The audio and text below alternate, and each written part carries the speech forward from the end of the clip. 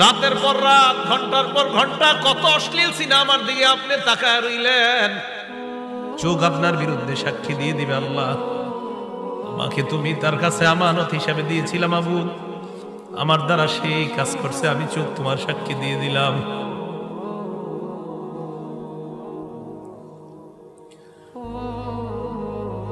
ওয়াজলুদুহুম বিমা কানু ইয়ামালুন, চামড়া সাক্ষী দিবে, চামড়া চামড়া চামড়া সাক্ষী।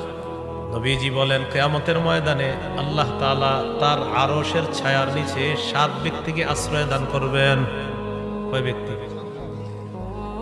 1 নম্বর আল ইমামুল আদিল, ন্যায়পরায়ণ শাসক। ন্যায়পরায়ণ শাসককে আল্লাহ তাআলা কিয়ামতের ময়দানে আরশের ছায়া তলে জায়গা দান করবেন। ন্যায়পরায়ণ শাসক কাকে বলা হয়? যেই শাসকের মধ্যে মৌলিক 4টি গুণ দেখতে পাবো, আশা করা যায় তিনি ন্যায়পরায়ণ শাসক হবেন। কয় গুণ?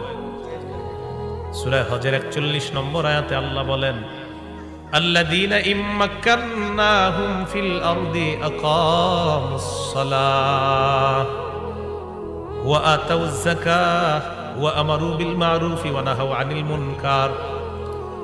যাদেরকে আমি দুনিয়ার শাসন ক্ষমতায় বসায়া দেই তাদের মৌলিক কাজ হবে 4টা।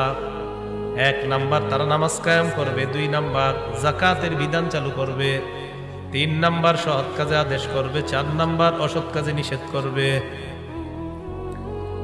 আমাদের ভাগ্য এত খারাপ, বারবার আমরা এমন কাউকে আমাদের দায়িত্বে বসাই যাদের মধ্যে এই 4টা গুণ মোটেও নাই। ঠিক না? ঠিক কইয়া তো আবার গিয়ে আপনারাই বসাইবেন, এটাও ঠিক। পাবলিক বড় আজীব, সব ঠিক। 1 নাম্বার আল ইমামুল আদিল, ন্যায়পরায়ণ শাসক। আল্লাহ আপনি এমন একজন শাসক আমাদেরকে খুব তাড়াতাড়ি দান করেন।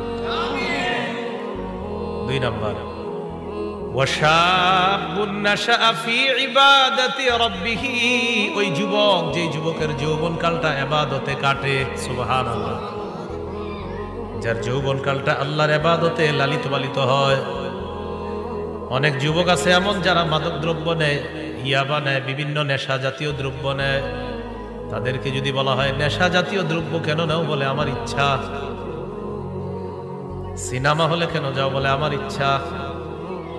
অপরাধ করে প্রশ্ন করবেন কেন করো, কয় আমার ইচ্ছা। যা বলবেন শুধু বলে আমার ইচ্ছা।